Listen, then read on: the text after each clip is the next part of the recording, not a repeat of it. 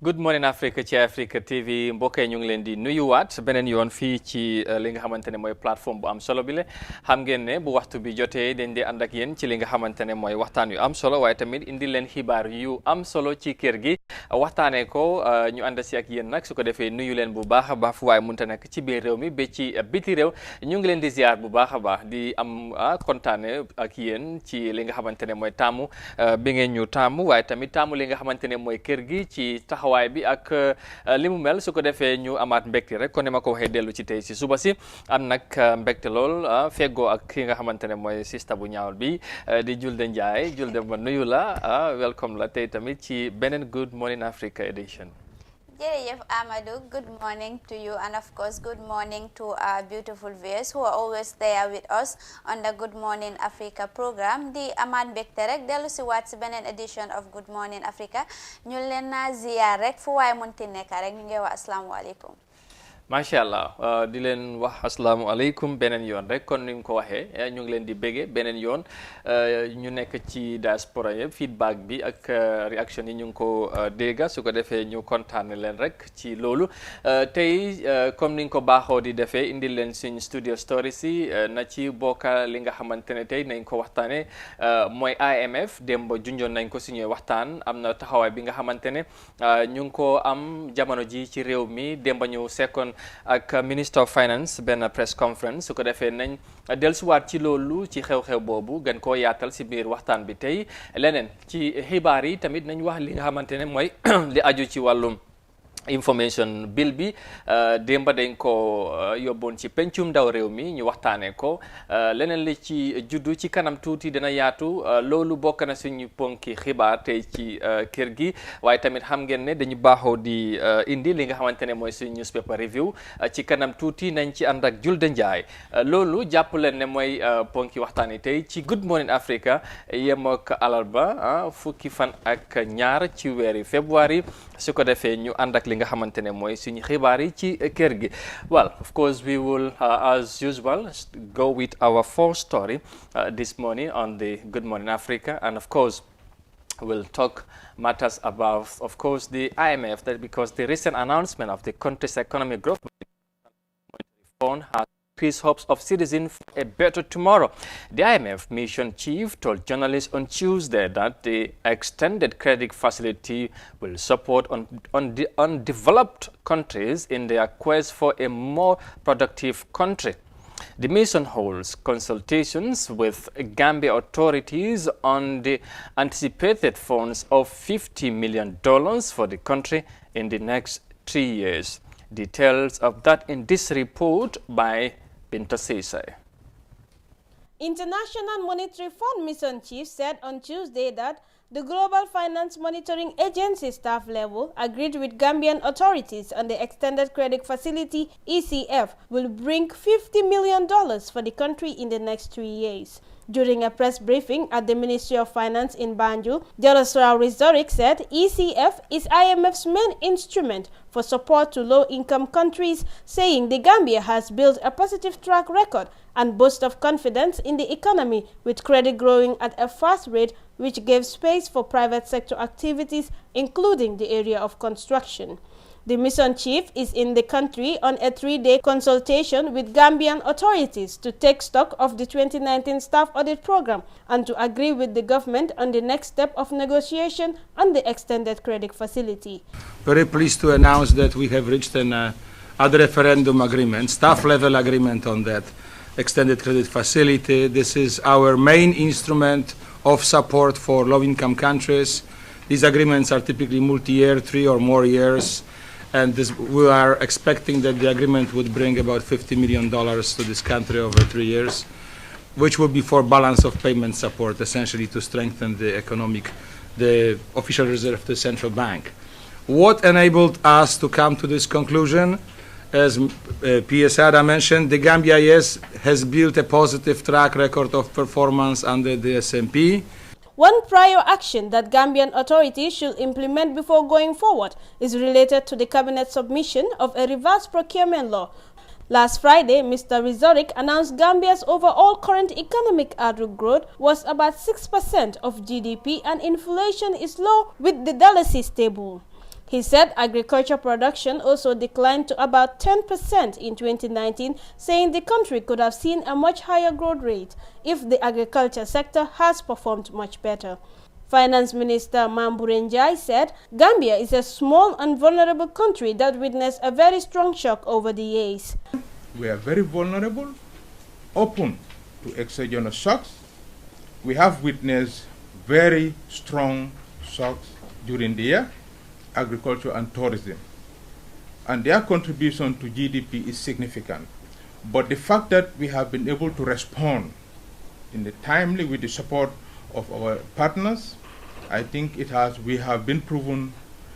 He said when the country goes into full-blown program for the agreement, the discipline must be maintained and sustained. Gambia has so far registered great success and is now looking into ways to consolidate the effort.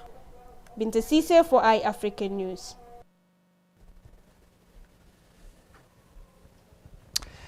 Well, from the report there by Binta Cisse, we'll come back and, of course, digest about the press conference jointly organized by the Ministry of Finance and, of course, the IMF, that's International Monetary Fund. Julde Demba, am na luñ ci waxtaanoon ci li nga xamante ne mooy IMF lu ñu waxoon ci économie Gambie ak yooyu démba nag ñu gis ki nga xamante ne mooy ku fi teewal IMF ànd ci ak Ministry of Finance ñu def joint li nga xamante ne mooy press conference pour leeral waaye tamit indi li nga xamante ne mooy taxawaay bi nga xamante ne moom la IMF war a taxaw ci gannaaw Gambia pour jàppale ko ci li nga xamante ne mooy ci xaalis bu takku $50 million foog naa ne loolu dafa am solo waaye dégg nga tamit ministre bi mu ngi wax ne ñun moom dañ vulnerable te I think that's very obvious. Gambia comme réew yu bëri daanaka am na lu bëri li nga xamante ne ci ay bor lañ koy yaakaar ak yooyu waaye tey buñ demee ba gis IMF ñëw ñu ne Gambia track record buñ nekk di am demee right now nekk na li nga xamante ne mooy li am solo la waxoon nañ ko yaakaar mun naa am waaye li ci gën a am solo rek mooy loolu naka lañ ko nit ñi di yégee si seen dundin ak yooyu foog naa ne loolu dafa am solo waaye foog naa tamit lekkaloo diggante ñaari partners yi mooy réew mi ak IMF foog naa ne bu rafetee rek dafay am solo. ok Amadou comme noo ko waxee rek I think man su dee ne dama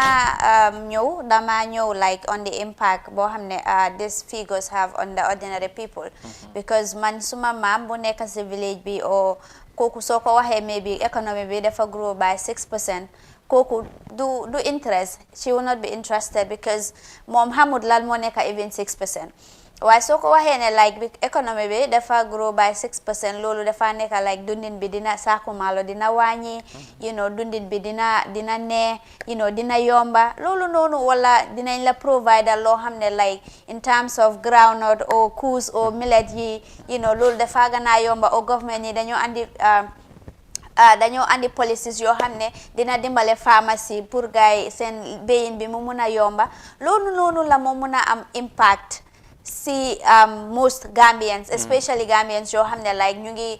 daan seen doole si mbiri mbéy mi wàllum mbéy mi ak other stuff so waaye soo ñëwee rek gis nañ ne dëgg la this is a good move and ñuñ like it is good that like ñu ne Gambia is on the right track when it comes to economy growth and everything waaye ñun xam nañ ne tamit Gambia is a tax based economy gis nañ ne tamit suñ debt bi dem na ba around 33 billion dollars yooyu noonu so loolu mu nekk loo xam ne like is a huge amount dëgg la economy bi is booming like comme figures si luñ according to the figures but soo dewee like most Gambian nuñ ko rafetlu tamit comme report bi nu mu ko waxee but the most important thing here is whether the economy grows by 6%, 10%, or by 20%. What concerns Gambians is what impact will this have on us, on our livelihoods, on our living standard. People, yeah. On to walum education, bi walum bay mi ban impact la mo am fofu no ñun suñ economy bi su waré grow. Why su dee ne suñ gisee ne like 2016 ñi ñi luñ nekk di jànkuwanteel loolu la ñi ñi di nekk di jànkuwanteel in 2020 ba léegi gars ñu ñu wax ne di figures yi like economy bi mu ngi grow by 6% xam nga loolu noonu ordinary gars dañoo dégg rek ñu ne waaw waaye foofu la ñoo am because man, as far as we are concerned, may could be an impact or effect on me. So they grow na by 20%, 30%, like duma muna am that much interest. Was nakalay ame interest mo nekane, so they defa impact positively on me in directly or indirectly. Time bobu lay muna hamne. Why this is a good move? You make sure that the government be like ak citizen yi tamit like ñu fel ne the economy is booming. Waaw dinaa la laaj sax because with this development bu ñu am démb ak wax yi luñ ci dégg ak luñ ci wax yëpp ndax mun nañ am yaakaar ne maybe in the shortest possible time maybe in the next 1 year or so mun nañoo gis système bi mu change ci wàllu dundin bi comme na ko waxee nit ñi commencé yëg ne IMF lu ñoo wax ci Gambia lu am la. waaye tamit nguur gi seen taxawaay ak lekkaloo bu ñu am ak boor yi tamit nit ñi commencé ko gis in reality si li nga xamante ne mooy seen nekkin. Yeah, because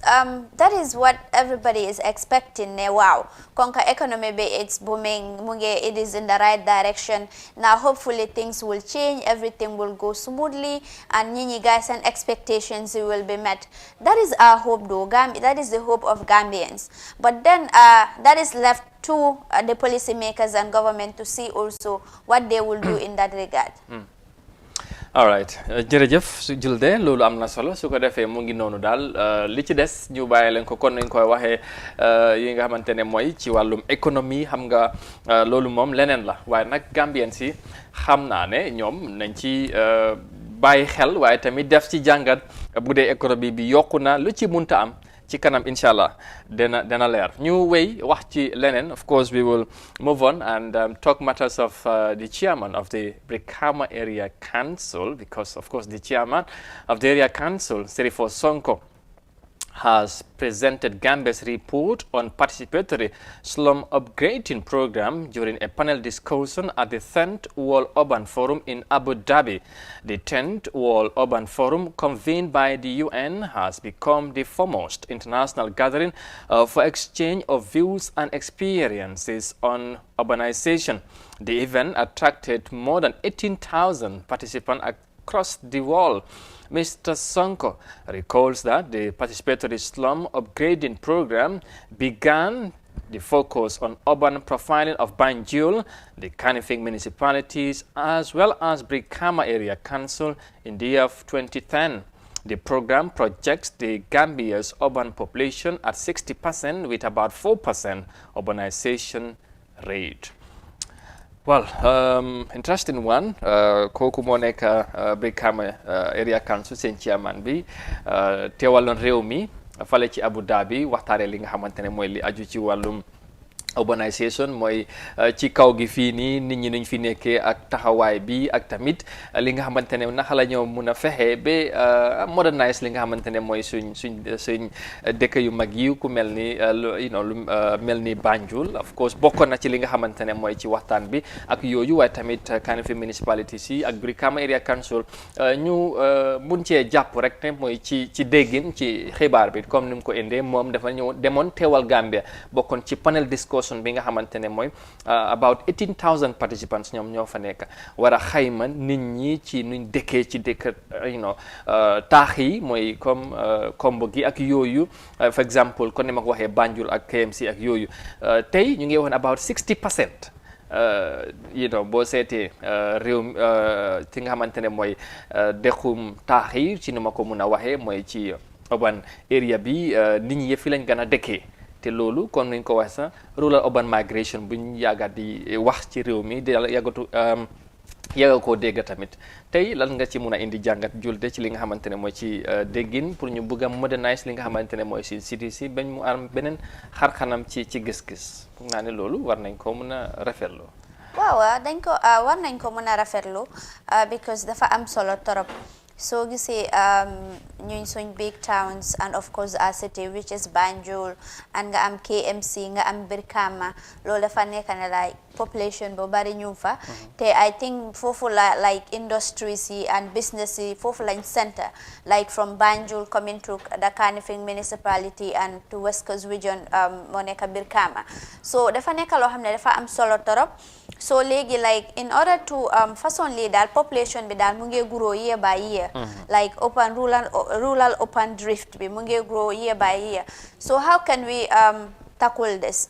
Is by making sure ne suñ programmes yi projects yi and everything ñu decentralize ko. Exactly. Like suñ joxee fi companies yaa ngi fi ñu xool factories yaa ngi fi, all the major factories are in the greater Banjul area, ñeneen yi nekkuñ like people towns like Basse xam nga dañ ko ak Soma, so dañ ko war a decentralize to a level ne like those citizens coming from the nearby villages around those towns ñoom tamit mun nañoo dem foofu noonu pour liggéey instead of coming up to the combos gaa ñu nara ut fii liggéey loolu mu nekk loo xam ne like dina increase the burden dependency rates yow bi, because gis nañ ne most of the people who are coming from the rural area coming to the urban area gis nañ ne ñooñu they are depending on their families and relatives directly or indirectly who are in the open area. So loolu dafa nekk la like as a result dina mun a increase the dependency ratio bi. So dependency ratio bi su lii rek su bari rek da nga gis ne daf dee mun a am jafe-jafe, daf dee mun a am affect tamit economy bi, because da nga gis benn nit the whole family benn nit rek moo fa am liggéey boo xam ne dina sustain the family. So ñooñu maybe 20-30 people yi or 25 people yi yëpp mun nañoo depend si kenn nit ki for their livelihood. So loolu mu nekk loo xam ne dina andi jafe-jafe torop si loolu noonu te dina disturb kooku noonu. So it means ne kooku noonu if the person is no more the family suffers. So in order to reduce that xam naa ne daal this open rural drift bi or rural open drift bi ñu decentralize all this project comme ni ma ko waxoon initially, ñu bring all the major projects suñ ko liyee ñu xaaj ko ñu yóbbu beneen bi Deya Basse ak Soma ñeneen ñu andi ko at the greater Banjul area. So gisee like if those people wants to work and I'm also happy ne like college bi in Basse and all ñu ngi ko build xam nga this is what is needed, because over the years students who are coming from all the way from the villages in Basse or nearby villages there, they have to come to the Gambia college. Loolu moo xam ne some government institutions yëpp fii la nekkee am na kayit yu ndaw boo ko soxlee foog nga ñëw ba Banjul war ko mun a am yeneen transactions yi ak yooyu. Even some of the ministries yoo xam ne like Ministry of Agriculture, all these things ci dex bi la war a nekk man fii open lii la fii ñu dee béy suñ dee def la like it's for sustenance of our family and livelihoods nekkul like in a large scale. So large scale bi is in the rural area, so it's important that the ministry responsible for that mu nekk in those areas. waaw xam nga loolu dafa nekk lu am solo parce que tey boo seetee yëf yi yëpp fii la nekkee moo tax ku xala màgga tuuti rek foog nga utali Kombo Banjul ak yooyu ndax tamit fii nga mun a raba-rabaye dara fale moom boo fa nekkee comme gars yi ni nga ko waxee doo mun a raba-raba dara so obviously te loolu tamit li ko waral comme noo ko waxee da ngay gis ne ab tout li nga xamante ne sax am na ci réew mi fii la nekkee te dañ ko war a décentraliser dañ ko war a yaatal. So pour tamit wàññi li nga xamante ne mooy comme nit ñi ku nekk bu amee fi nga toll rek nga jàpp ne foog nga mun a dem si li nga xamante ne mooy ci dëkku taax yi wala ci li nga xamante ne mooy ci open area bi pour nga mun a def li nga xamante ne mooy dara te nag xam nga tamit comme no boo gisee in reality ñu fi nekk daanaka ñoom ñooy gën a am that opportunity pour mun a def dara ak yooyu so foog nañ ne loolu tamit war nañ ko mun a bàyyi xel bu baax a baax waaye li ci mun a am bu fekkee ne jàppandina du ñàkk nañ am ki nga xamante ne mooy chairman bi ci bu Brikama Area Council ñu waxtaan ak moom ndaje bi lan moo ci nekk outcome bi lan moo ci nekk njëriñ bi nga xamante ne war nañ ko mun a jàpp lan la ñu indaale li nga xamante ne mooy réew mi ci ndaje moom bi ndax war nañ ci affaire Banjul KMC te mun nañ ci am njort bu rafet ne amaana xar kanam city yooyu wala town yooyu mun nañ ko mun a gën a taxaw mbe mu nekk li nga xamante ne mooy lu mucc ayib waaye li ci mënta nekk nañ ci bàyyi xel rek ñu seet lan mooy xew su ko defee gannaaw xibaar boobu ñu wéy ba léegi ci xibaar yi ci Good Morning Africa fii ci Africa TV wax ci leneen. Of course we will move on and talk on the information bill. The National Assembly in Banjul on Tuesday engaged stakeholders and transparency in government institutions. The National Assembly Select Committee on Education held consultations with the Gambia Press Union and other partners on the Access to Information Bill ahead of its passage on the Assembly. Details of that in this report.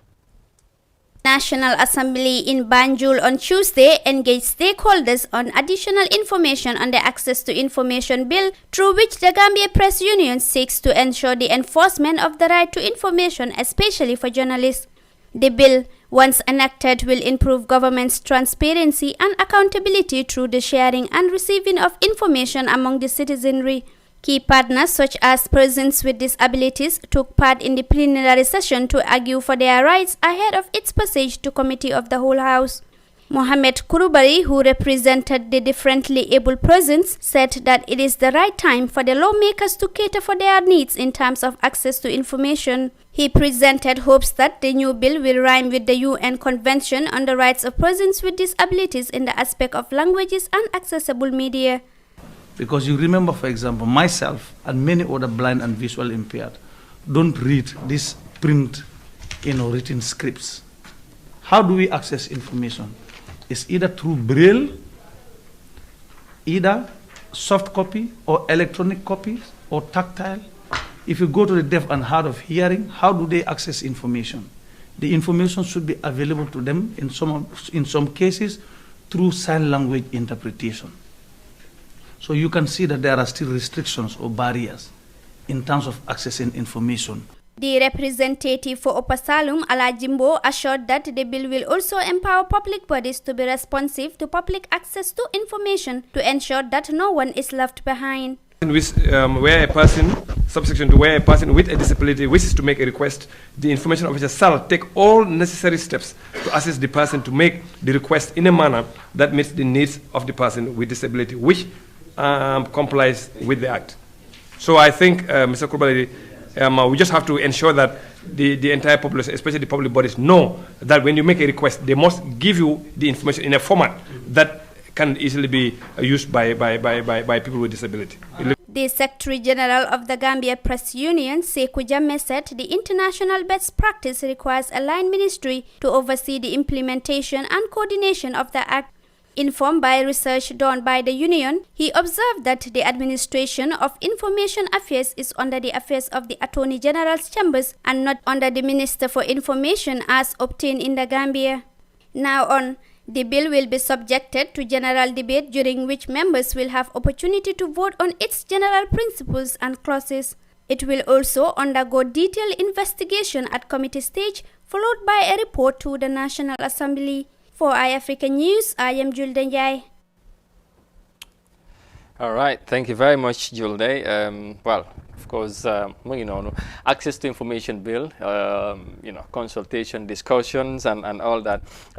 Mu nekk lu jafe access information ci Gambia foog naa ne bill bi moom buñ ko waree pass dina nekk bill bu am solo ndax xibaar moom pour ñu jot ko ci réew mi jàpp naa ne nekkul lu yomb surtout ci place yi nga xamante ne public institutions la ak yooyu yombul waaye na foog naa ne bu lii bu amee dina xala yombal surtout liggéey taskati xibaar yi ak tamit ñeneen ñi nga xamante ne sax dañ war a yëg lii xew ci réew mi foog naa ne loolu dafa am solo.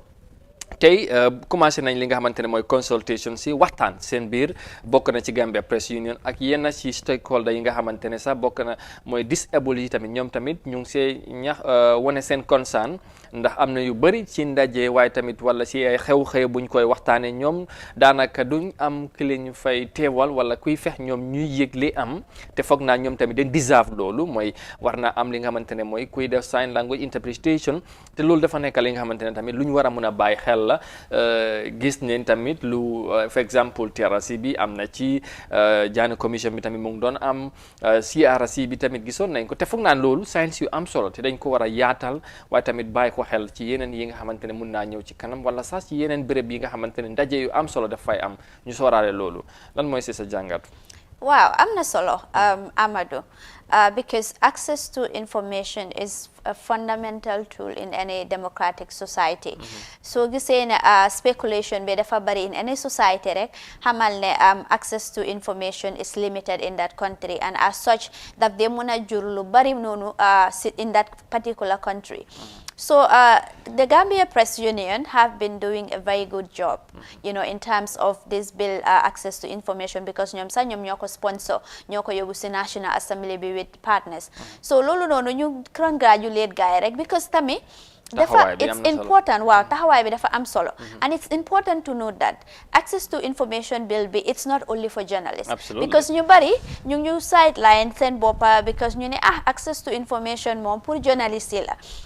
But let me tell you, this is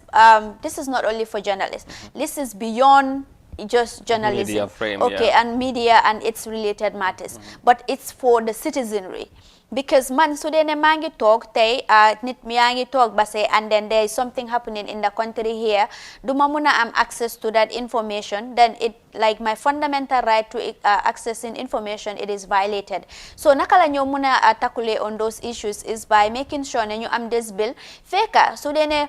dañ accuse government of something, government bi ñu deny ko jox ñu paper won ñu proof bi ne yow loo nekk di wax du amut o ñi ñi lañ nekk di speculate on social media amut. Oftentimes dañ dee gis ne on social media rumors that they am speculation on government issues, projects, policies and programs. Ñi di wax ne o ñu accuse top government officials of engaging in fraudulent activities. While most of the times surprisingly dañ dee ñëw rek ñu ne déedéet loolu du dégga ñu come up with their stuff and that is the end of the story. wala sax duñ ci wax. waaw wala sax ñu ignore ko waaw da ngay dégg ñu ne lii social du media la nii te suñ waxee du dégga sax duñ dee mën a andi a tangible evidence or proof to show ne ñoom they are innocent. So why this access to information bill dina make sure ne like that transparency and accountability of government officials is there, because yow man nit su ma ñëwee mu ne ma jul de diw moo wax lii or diw moo def lii man dinaa go to that body responsible, I make sure ne I have the accurate information regarding the matter. So loolu noonu dafa meekee ne spéculation bi du bari te dafa dimbale journaliste yi tamit ñu mun a def seen job bi seen liggéey bi si lu mu war li ci gën a bari citizen journalism dafa bari léegi. absolutely and doguma la sax li ci gën a bari tamit yow boo bëggee xibaar boo demee ci yeneen place yi dañ laa wax ne non man du ma la mun a joxe xaaral ma console suma boss kooku tam mu ne la non foog ma wax ak diw te loolu dafay jël time te xam nga ne information moom bu fekkee ne am na fu moo toll danaka du nekkati information te loolu yëpp foog naa ne bill bi buñ demee ba taxawal ko foog naa ne war dana mun a saafara yu mel noonu tamit ci liggéey bi waaye tamit nit ñi jot xibaar comme niñ ko war a jotee ak fi mu time bi mu war a buñ ko war a jotee tamit foog naa ne loolu tamit lu ñu war a mun a bàyyi xel la. te man lu ma teg sax like some of government officials are very paranoid in the sense ne soo demee foofu noo uti information, even information loo xam ne is not that sensible, it's not that sensitive, you know, they want to hide it, they still want to feel like ne okay ñoom suñ ko génnee dañoo dafa mun a jur leneen ak leneen. So loolu mu nekk loo xam ne la like it is frustrating and it's making the work of the journalists very very hard, and as such that they invite citizen journalism, which is people going on social media ranting about issues they have no idea about, and the end result is people will come back and say journalists xamut seen liggéey, journalists duñ dee def seen liggéey. But what are you doing to making sure that you also ease our work as journalists? So these are the issues. The information, access to information bill comme nu ma ko waxee si report bi, it's not only for journalists. Gis nañ ne démba persons with disabilities tamit teewu nañ foofu noonu te ñoom tamit dañuy raise concern moo nekk ne most of times Gambia then we are very good at drafting legislation and all that, beautiful one for that matter, but when it comes to practical one or in making sure that that bill is affected or in it then make sure like then co implement is always a problem, because even in public institutions, schools so they may reading they are not catering for the people with disabilities. Lolu mu nekk loo xam ne like is very crazy. You know, it looks like you are reading my mind, because I was gonna ask you that, because pour man tamit is one thing ñu pass bill bii ne information access to information bill am na ak yooyu waaye in actual sense pour ñu make sure ne dox na ni mu waree, that's another thing, because for example naa la jox benn this public smoking bill or whatever loolu tey la wàllu gën a ay ku nekk fi la neex ngay doxal say mbir si tox ak yooyu waaw loolu fekk soo xamee foo jëlee boobu rek as an example dana doy pour nag léegi tamit nga ne pour da nga war a access information boo demee pour laaj ci info dañoo wax ne est-ce que forcé la pour ñu jox la information ak yooyu ak tamit ndax dinañ ko def comme ni mu ko war a defee comme bill bi nu mu ko highlighté ak yooyu loolu foog naa leneen la is pour because wax nga ko Gambia moom ñun in terms of you know defar kayit ak yooyu wala formulating policies ak yooyu ñu ñoo ko fi daaxa waaye implementation bi actualizing things it's another thing te loolu foog naa ne dañ ko war a bàyyi xel obviously and loolu tamit foog naa ne leneen la so comme noo ko waxee waa leeral rek foofu noonu because démba the civil society organization they were also present there ak ku leen fa teewal moo nekk Madi Jobaate waaye lu mu wax le moo nekk ne there is a need for the commission we set up oversee the bill issue and all that like boobu noonu mu nekk something that is independent soo gisee gaay ñu to avoid undue interference in this because xam nañ ne daal public government bi ñun xam nañ laal civil society nakala government officials and everything so that is also important to note xam naa ne gaay Gambia Press Union dañoo push ne making sure that gaay duñ bill bi suñ ko passé daal it will serve its purpose. I hope so mu ngi si suñ kanam la ci munta nekk inshallah nañ ko bàyyi xel rek consultation bi door na ñu ngi see waxtaan xam naa ne bu boobaa dañ ko yóbbu ci National Assembly bi ñoom tamit ñu def si seen gestu ak seen taxaw seetlu ak yooyu ba bu passé bill bi nag ñu seet ndax luñ ci seentu dina mun a am waaye am nañ ci yaakaar nag baax a baax surtout ci taxawaay bi nga xamante ne Gambia Press Union am nañ ko ci loolu dañ ko rafetlu bu baax a baax su ko defee loolu moo jeexal suñ studio stories yi tey ci Good Morning Africa lu ñuy def rek mooy ànd ak suñ li nga xamante ne mooy li nga xamante ne mooy break mooy xam ngeen ne newspaper review mooy ñëw ñu ànd ak bàq bi mooy jingle bi ñu dellu si waat Julde Njaay indi ñu li nga xamante ne li gën a fees tey ci newspaper yi nañ ci ànd ak Kër Fatou ak Fatou Network tey ci li nga xamante ne mooy ci newspaper review bi ñu daldi nag jaajëfal baax baax Star GCM ci li nga xamante ne mooy ñoom ñoo dooleel newspaper review bi waaye comme ni ñu koy waxee saa su ne ñu ngi am li nga xamante ne mooy bagage yu am solo lu mel ni comme mobile accessories tamit ay satellite ba ay receiver lépp lu ngeen ci bugga rek dem leen si seet leen seen ay maakaan foofu ci Tabokoto Latrikunda ba Westfield macha allah am na solo su ko defee ñu ànd ak bàq bi ñëwaat léegi incha allah ñu ànd ak newspaper review bi.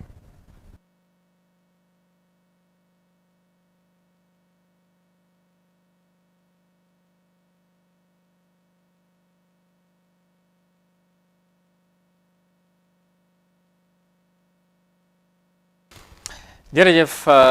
waaw tum moom moo nekk ci gannaaw ne ma action ak yooyu am nga rek taay moom mooy tey moom dafa sedda nag ba nii la war a demee xaw ma lu xew xaw ma dafa ew seddaay xaw ma naka la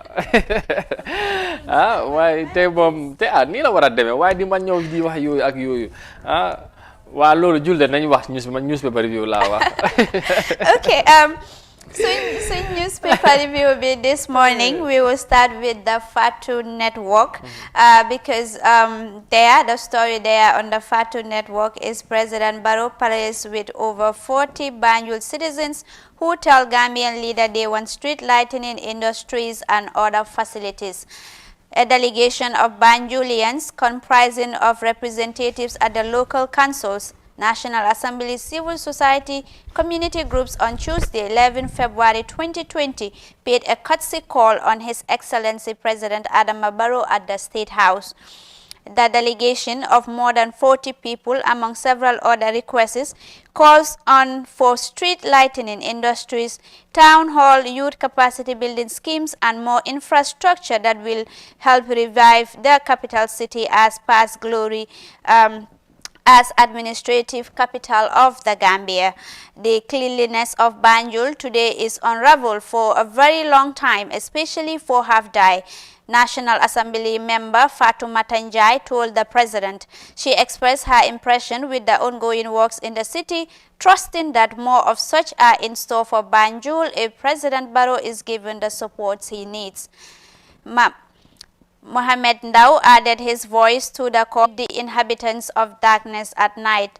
Lights will be better illuminate the ongoing works on roads, sewage and drainage systems, he fondly said. To Banjulians, there still exists more land space for the construction of office buildings in Banjul, which can further change the face of the city as the capital of the Gambia. So far, the ongoing works have created Banjulians, National Assembly members, civil society, and of course, ñoom dañ dem councillors ñoom dañ dem to the president they paid a courtesy call to the president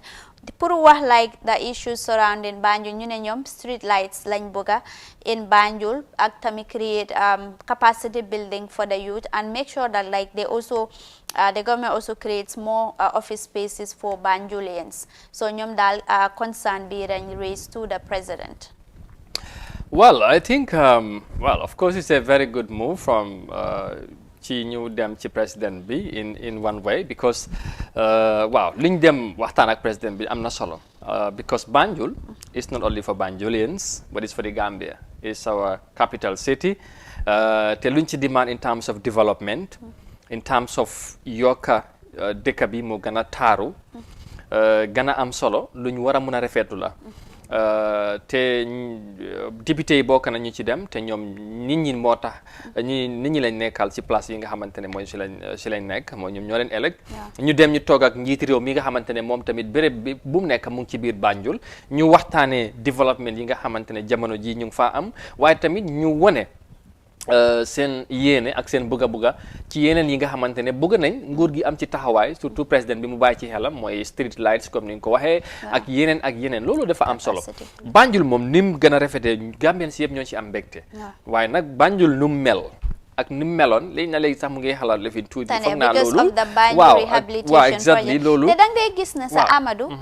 most of times soo demee sax ne la ñu maa ngi dem Banjul da ngaa dégg ñi di wax ne capital bu dellu gannaaw boobu di was all sort of things on the capital man gis naa ko wax ne sax dafi am xarit ku ñëw pour for the first time in the Gambia waaye moom kooku mu ne mu won ko suñ capital bi mu ne moom dafa rus pour dem wax ko ne Banjul moo nekk suñ capital bi so loolu mu nekk loo xam ne like dafa rus lu daal but like seeing ne like the Banjul rehabilitation project plus Banjulians si tamit ñu ngi call for more industries capacity building of youths and also to make sure na they revive the city to make sure that like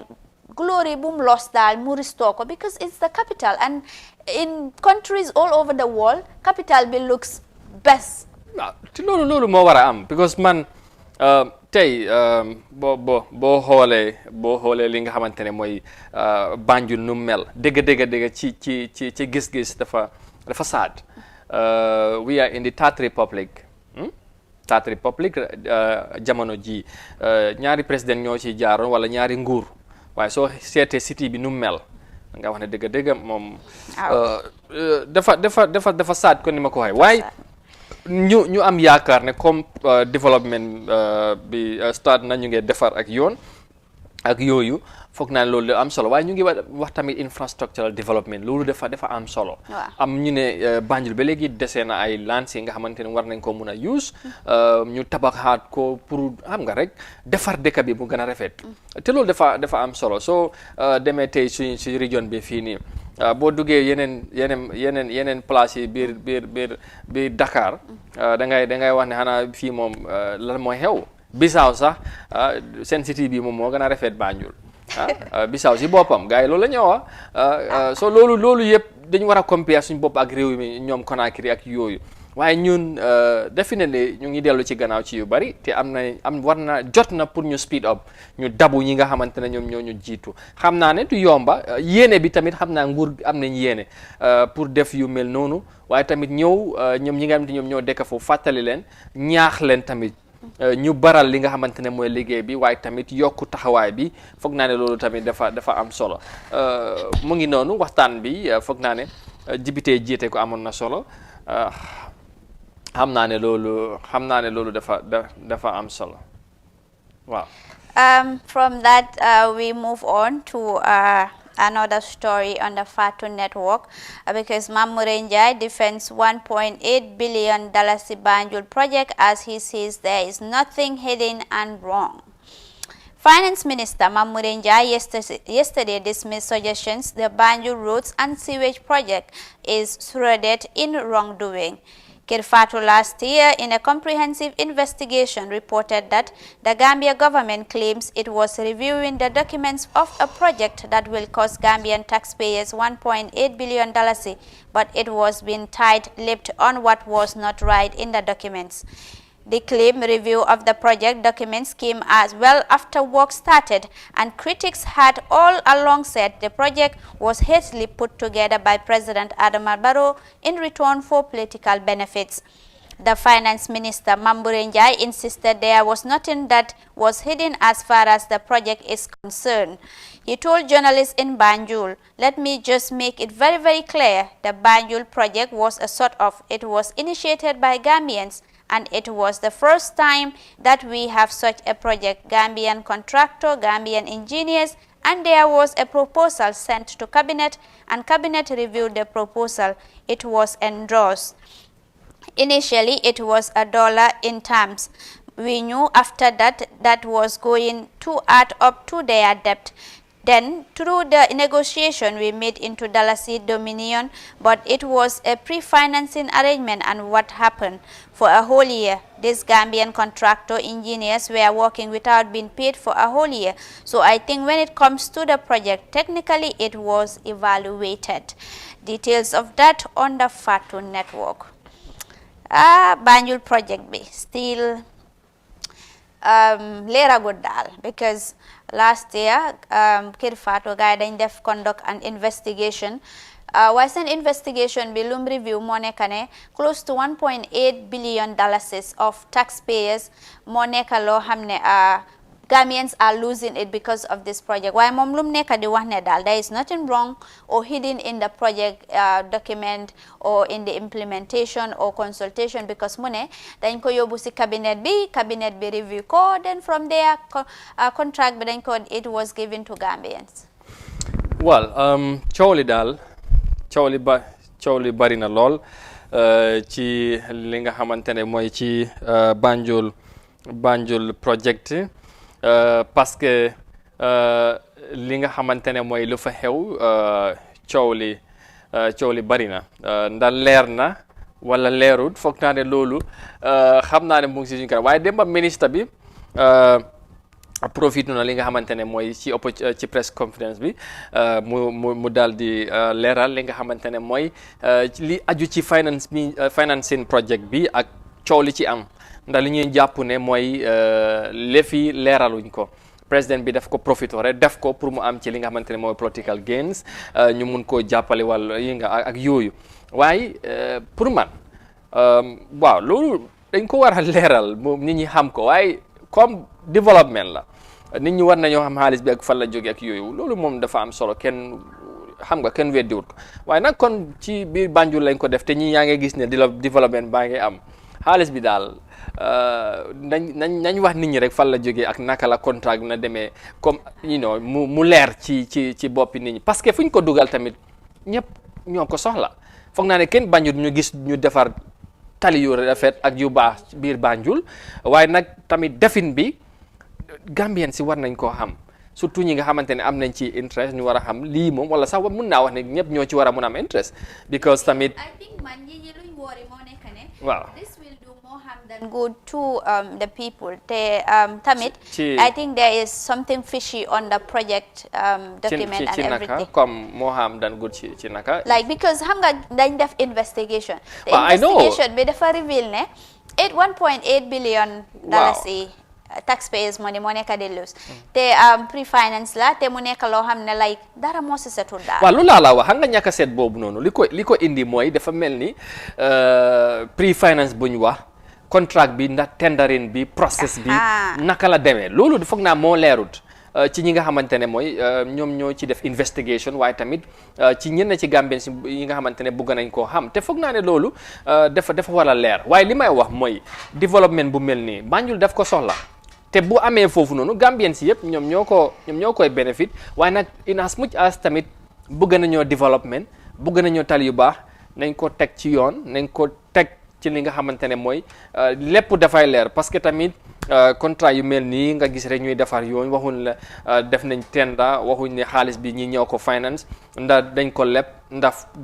li nga xamante ne mooy public fund la ak yooyu wala taxpayers money la ak yooyu foog naa loolu tamit war nañ ko mën a leeral te ministre bi comme am na lu ñu ci wax te defoon nañ ci investigation comme Kër Fatou nañ ko defee woon ak yooyu coow li bari woon loolu waaye ba léegi foog naa ne amul dara lu ci leer daal ci luñ ci mën a wax comme noo ko waxee rek xanaa ñu seet lan moo xew next ci li nga xamante ne mooy ci project bi surtout tali yi buñ jeexee ak yooyu. Okay, from there we move to Kirfatu, and on Kirfatu it says Semlek resumes operation after full payment of taxes. The Gambia Revenue Authority has allowed Semlek to resume operation after the Embatul Bulgarian company paid its tax arrears this afternoon. Semlek, which produces Gambia's biometric ID cards and driver's licenses,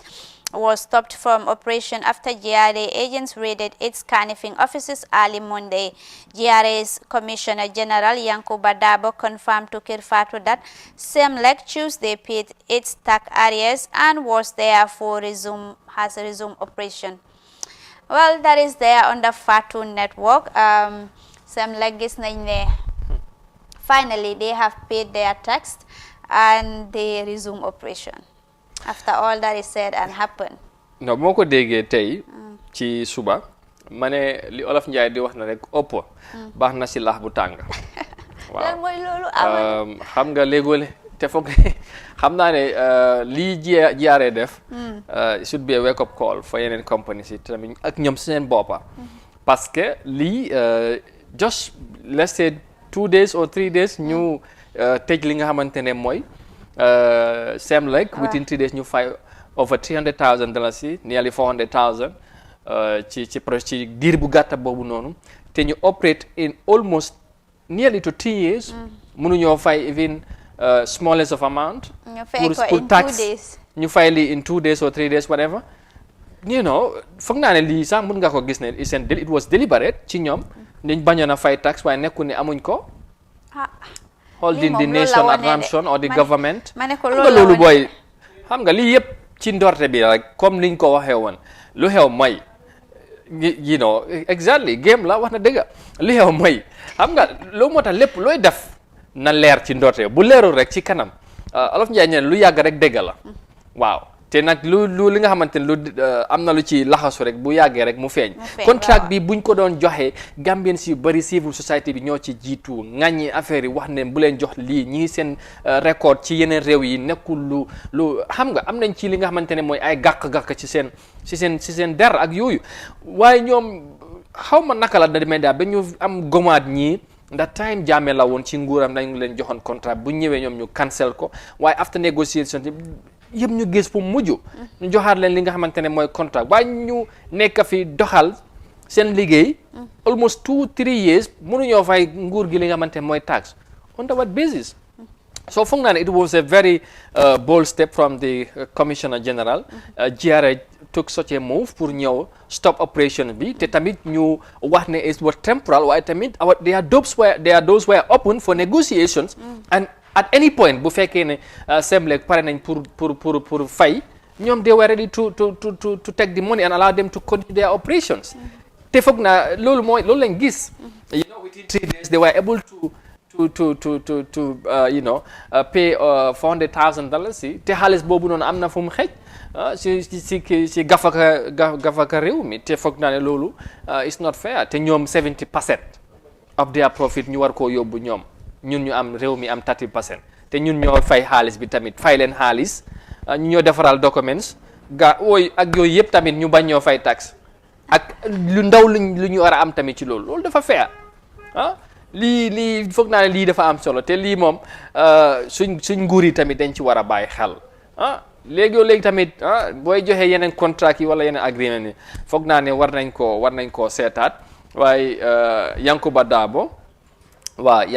foog naa lim def macha allah bii moom am na ci li nga xamante ne mooy am na ci ndam daal ci nu ma ko mën a waxee mooy jiyaare parce que tamit luñ fay gars yi am na solo waaw $400,000 loolu waaw 3 years jot na moom foog naa ne lii moo jeexal sa story waaw ñu gërëm la waaw bu 3 years jot na seen issue bi waroon na cee bokka waaw foog naa développement bu ci am rek mooy ne gars yi démb tamit demoon nañ ci code gi pour ñu request for bail waaye gis nañ ne mu jot a am waaw léegi moom ba Friday lañ waxati waaw loolu mooy développement bu 8 executive member ci 3 years jot na yi nga xamante ne jamono ji ñu ngi leen jàppandi foofu ci mile 2 kees bi ba léegi mu ngi continuer di wéy su ko defee loolu moo jeexal newspaper review bi jaajëfal julde bu baax a baax waaye nag tey dañoo am li nga xamante ne mooy second half Good Morning Africa bu leen sori dañooy dem ak musical break dellu ci léegi dalal suñ gan war a waxtaan ak moom